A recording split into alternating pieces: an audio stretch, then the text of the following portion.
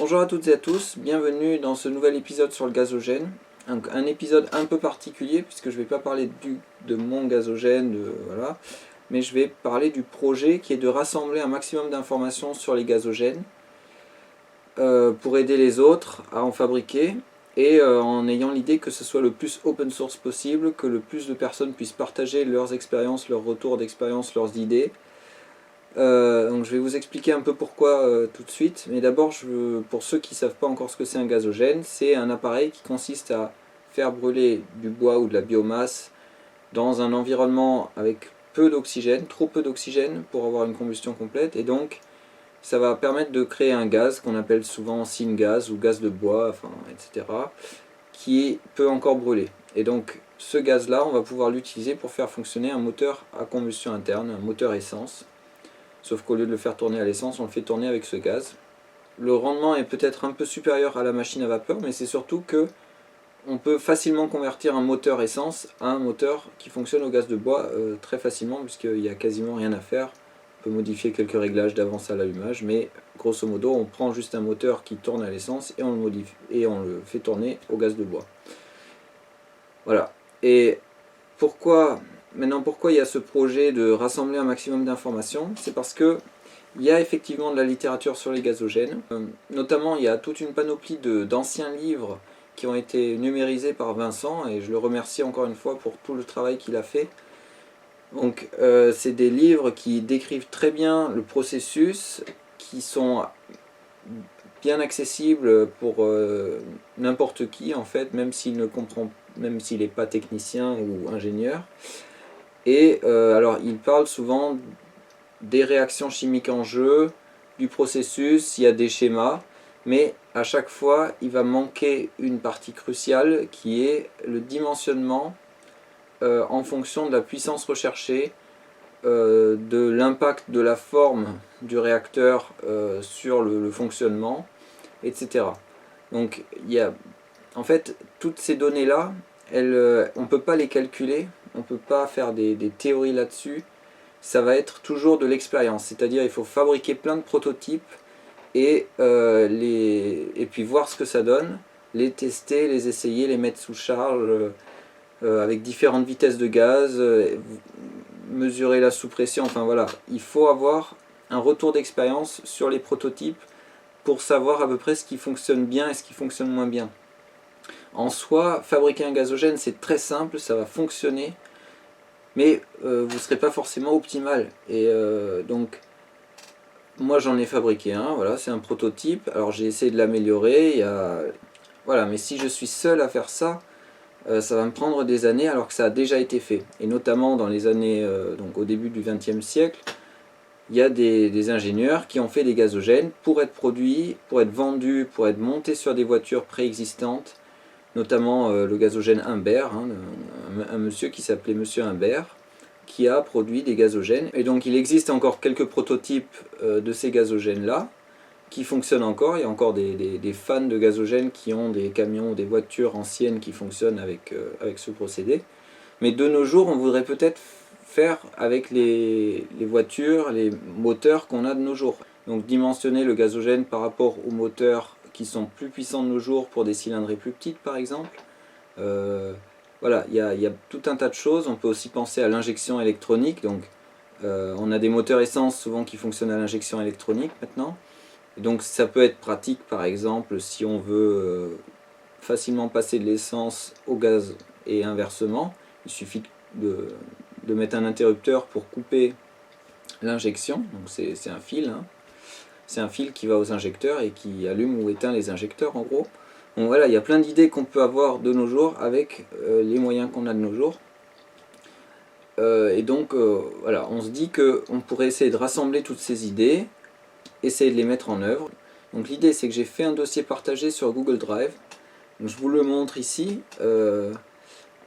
Donc en gros c'est un dossier avec quelques fichiers. Pour l'instant il n'y a que quelques fichiers, mais on pourrait rajouter des dossiers dedans pour des retours d'expérience par exemple. Enfin voilà, faut voir. Donc il y a notamment une bourse d'échange. Donc ça c'est pour les gens qui veulent éventuellement acheter ou vendre des pièces qui peuvent être intéressantes. Ensuite, il y a quelques documents qui ont été créés par Fred Wisner, donc je le remercie encore une fois. Donc notamment un extracteur de CO2, donc ça serait pour enlever le CO2 restant dans le gaz produit. Ça peut être intéressant notamment aussi pour les méthaniseurs. Ce méthane il n'est jamais pur, en fait il y a toujours du CO2 qui est produit aussi. Et donc ça serait intéressant d'enlever le CO2 juste pour purifier le méthane, pour qu'on ait moins de gaz à stocker pour la même énergie. Donc cet extracteur de CO2 il fonctionne sur la base de glycol. Et sinon, c'est juste des différences de température qui font que le CO2 va se mixer au glycol et, ou bien va être rejeté du glycol. Voilà. Donc ça, c'est intéressant. Après, il y a un autre document de Fred Wisner et encore un, donc vous pourrez regarder. Hein. Je ne vais pas tout détailler. Et puis, il y a en gros la page principale qui est celle-ci. Donc, je vous la montre. Je vais appuyer dessus. On va voir si... donc pardon, tout le monde n'a pas accès, en fait il faut être connecté à un compte Google pour avoir accès et pour pouvoir modifier les documents. Voilà, donc là je peux ouvrir le document, le fichier texte, voilà, ça me l'ouvre dans un nouvel onglet et là je peux le modifier à volonté. Alors, on attend que ça charge, donc ce fichier texte c'est un fichier où on note toutes les idées. Voilà, on met des commentaires par rapport aux idées des autres et on met aussi des liens vers des sites qui vendent des pièces intéressantes. Bon, et donc ce document texte, bon, il commence par des synoptiques en fait. Donc il y a notamment le dessin de mon gazogène original qui fonctionnait, qui était certainement pas optimal. Ici. Voilà, donc il y a les dimensions, il y a tout ce qui va avec. Et il y a voilà, ici c'est donc un schéma que Vincent m'a envoyé. Donc lui il est en contact avec des gens qui connaissent les dimensionnements des gazogènes impairs de l'époque. Et donc là c'est un dessin qui a été fait pour un gazogène qui fonctionnerait pour un moteur de 300 cm3 tournant à 3000 tours minute sur un groupe électrogène de 5000 watts. Donc voilà, en gros il a été dimensionné pour ce type de moteur et on remarque notamment que le trou ici où il y a la combustion qui se fait, où les gaz sortent, il est que de 3 cm de diamètre. Donc c'est très petit par rapport à ce que moi j'avais fait du 6 cm. Voilà, alors j'ai pas encore mis le nouveau modèle que moi j'avais fait. Et voilà, ici il y a un extrait d'un livre que pareil, quelqu'un m'a envoyé cette feuille, je crois, et après j'ai réussi à retrouver le livre. Donc le livre, j'ai mis le lien ici. Et donc là, il y a différentes dimensions pour des vitesses de gaz, donc des quantités de gaz produites et des vitesses d'air différentes en mètres par seconde. On a donc toutes les dimensions du gazogène. C'est pareil, ça a l'air d'être un type Humbert ici. Enfin, c'est quasiment du type Humbert. En tout cas, c'est avec le cône renversé. Si j'ai bien compris, c'est à peu près ça la principale caractéristique du Humbert. Et le nombre qui est beaucoup de buses tout le tour assez petite. Aussi, ça a l'air d'être une caractéristique du modèle Humbert. Voilà. Et après, donc ça c'est tous les schémas de Antonin Perbosque. Donc il a repris mon gazogène, il a fait des dessins paramétriques. Il a proposé aussi un système avec une bougie de préchauffage pour allumer le bois facilement. Aussi des systèmes de buse pour bien équilibrer l'arrivée d'air. Il a proposé aussi un système de pré-filtre pour éliminer les gros goudrons juste à la sortie. Enfin, voilà, ça serait à la communauté d'essayer toutes ces idées et de voir ce qui marche, ce qui ne marche pas. Voilà, donc là on a toutes les données. On a aussi accès normalement à des fichiers qu'on peut modifier par ici, donc il y a les liens. Hein. Voilà, Alors, voilà. Après, j'avais fait une synoptique de mon système de nettoyage, alors qui n'est pas optimal, hein. Clairement il n'est pas optimal. Il y a encore énormément de goudron, et donc c'est pour ça que là on est, avec Antonin Perbosque, on est en train de réfléchir à l'électrofiltre, ou filtre électrostatique. Alors il y a Olivier Guérin sur YouTube qui fait des vidéos aussi sur un gazogène, qui a plein de super idées, qui fait plein d'essais, donc c'est super. Et donc lui il a fait un filtre électrostatique et franchement ça envoie la patate. On voit nettement la différence entre quand le filtre est allumé et quand il est éteint. Donc c'est très encourageant en tout cas. Et donc pareil, si vous êtes industriel, si vous travaillez dans des entreprises qui ont des filtres électrostatiques quelque part pour nettoyer quelque chose, si vous avez des informations là-dessus sur leur fonctionnement, les intensités qu'ils utilisent pour capter combien de particules, etc., ça serait super si vous pouviez les partager ici, quoi. Il y a tout un test qu'Antonin Perbosque est en train de mettre en place pour voir les écoulements des fumées dans un filtre électrostatique. Donc il veut utiliser un tube acrylique transparent pour pouvoir voir les écoulements. Voilà, donc tout ça c'est les photos de son montage. Voilà. On utilise une bobine de télé pour faire la haute tension. Voilà, alors bon, en gros on est là. Il y avait d'autres choses encore. Il y avait la pressurisation du gaz, donc pour le stockage du gaz dans des bouteilles de plongée par exemple, ou encore mieux, ça serait dans des... Ce que disait Antonin, c'était les cuves prévues pour être pressurisées, quoi, pour les... Après il y a aussi un point sur la législation, donc évidemment on n'a pas le droit de rouler avec un gazogène sur la route normalement.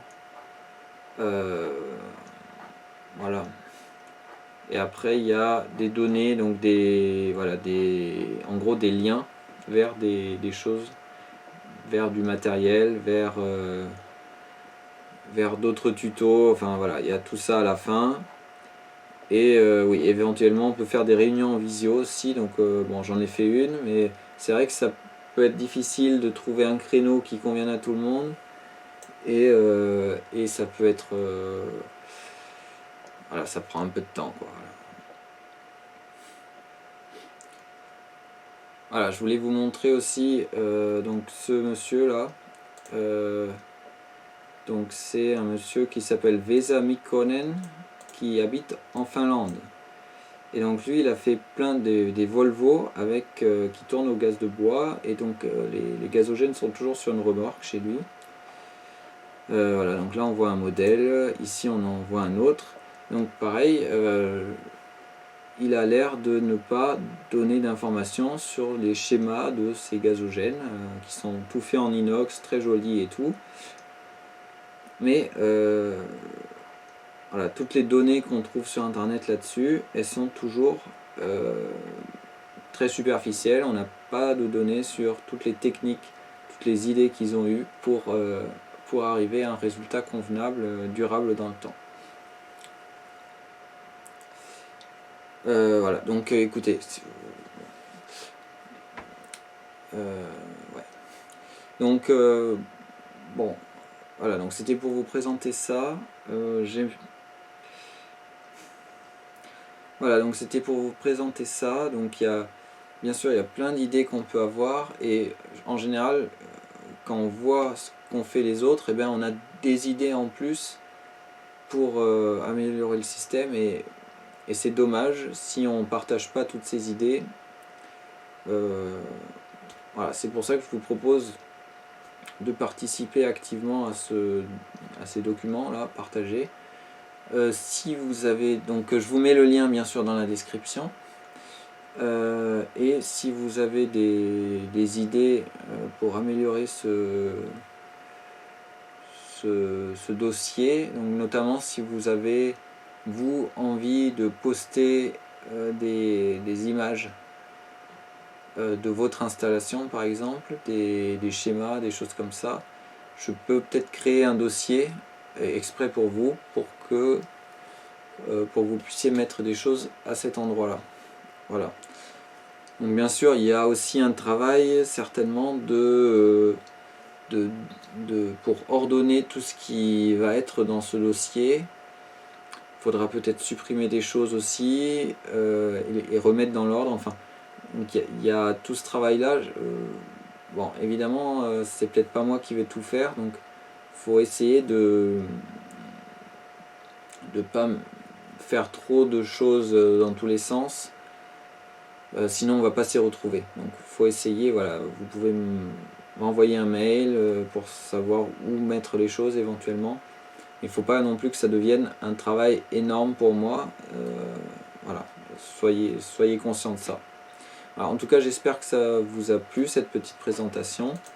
Et puis je vous dis à la prochaine pour peut-être une vidéo sur le gazogène, sur l'électrofiltre en fonctionnement. Donc j'espère qu'on va aboutir à quelque chose de raisonnable.